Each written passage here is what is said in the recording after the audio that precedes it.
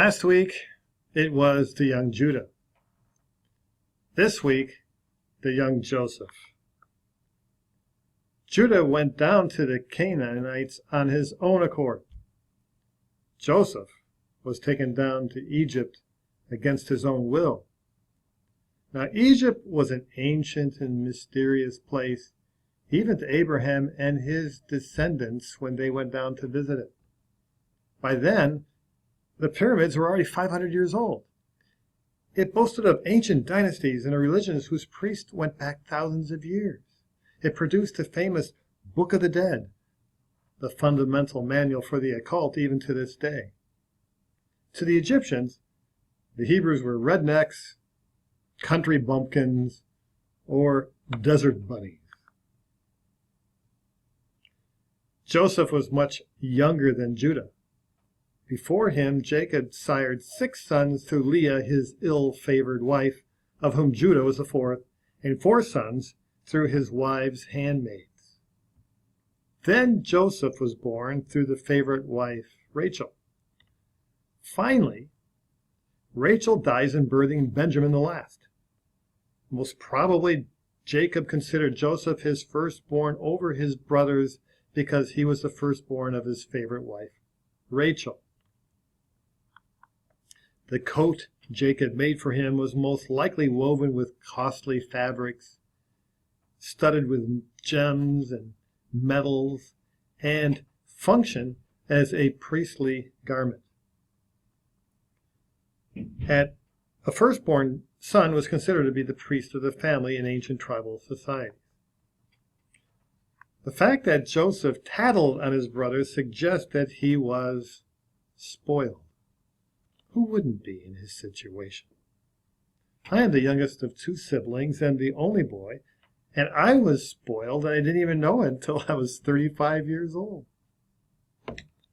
Birth order is important in Jacob's family, and no doubt it is in yours as well. Be this as it may, Joseph did not come off as pleasant to his brothers, and they could not speak peaceably to him. Part of this, no doubt, was due to their own unresolved issues. Part of it was due to Joseph's youthful arrogance. From the start, we see that Joseph has much to learn. Joseph was a dreamer. Nowadays, such a statement would not draw much attention, for dreamers are not taken seriously. Not so in olden times. Those who had dreams were understood to have contact with the supernatural realm, and thus insight into the future.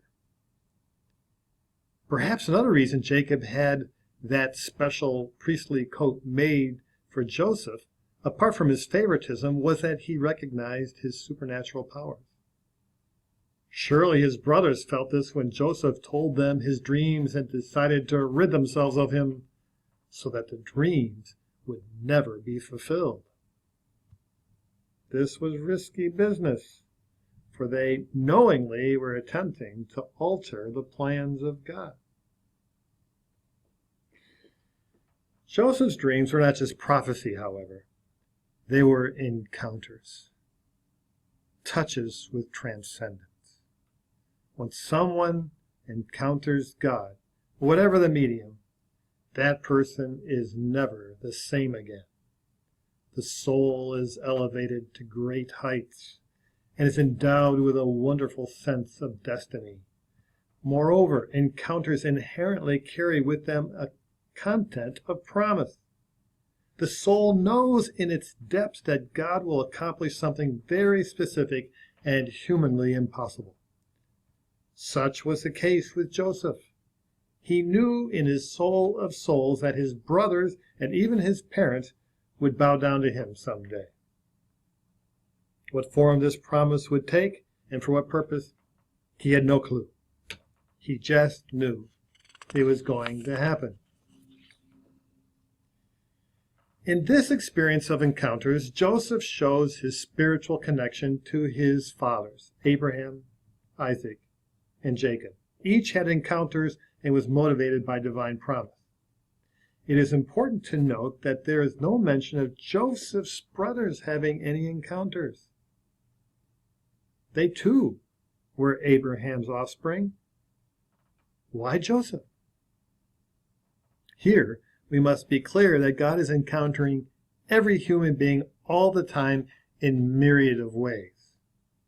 He is always pressing in upon us. We have the spiritual machinery to receive God. But since by nature we live by our own powers and have our own agendas, we see what we want to see and tend to shut God out. However, there are those times when God breaks in and we cannot help but take note. So it was with Joseph and his dreams. Now it is critical to know that when God encounters in this way, there's always a promise. The promise is twofold. First, it is a personal promise that is tailor-made for the individual. In Joseph's case, the dream was about his future greatness. Second, the personal promise is never ultimately for the person alone to enjoy, but has the purpose of blessing others. In Joseph's case, this meant that through his future greatness, the whole family would be blessed and saved.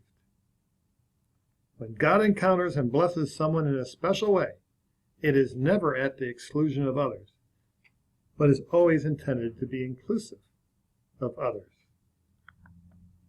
However, with every encounter, there's a danger. Encounters are heady experiences. Look what it did to Joseph. It is said that he told it to his brothers. This may have been out of mere excitement. However, judging from his father's rebuke and his brother's jealousy, it is probable that Joseph told this dream with pride. Encounters are powerful, and with power comes danger. We humans are susceptible to become proud when we are empowered, and to think that we are better than others and show off. Let us then compare the young Judah and the young Joseph. They are on opposite sides of the spectrum. Judah is sensuous and his sins are gross. He is a lot like his uncle Esau, who sold his birthright for a pot of stew. Joseph is spiritual, but is spoiled and proud. We may easily think that the grosser sins of the flesh, like Judah's, are the worst. However, the more spiritual a person is, the more interior is their sin, and harder to detect, and harder to deal with. Jesus ran into this often with the religious establishment. This is a quote from an old divine. I just love it. Hypocrisy often takes up her lodging next door to sincerity, and there she passes unseen, the soul not knowing that hell could be so close to heaven. So, we have two brothers, Judah and Joseph, in their youth. Youth is wonderful and beautiful, but no one is born into spiritual maturity. It takes a long time to grow a tree. Therefore, we have the beautiful prayer of the psalmist. Remember not the sins of my youth, or my transgressions. According to your mercies remember me, for your goodness' sake, O Lord. Both Judah and Joseph have a long way to go, and both are critical in the salvation plan of the family, and indeed, the whole world. May God bless you as you think about these things.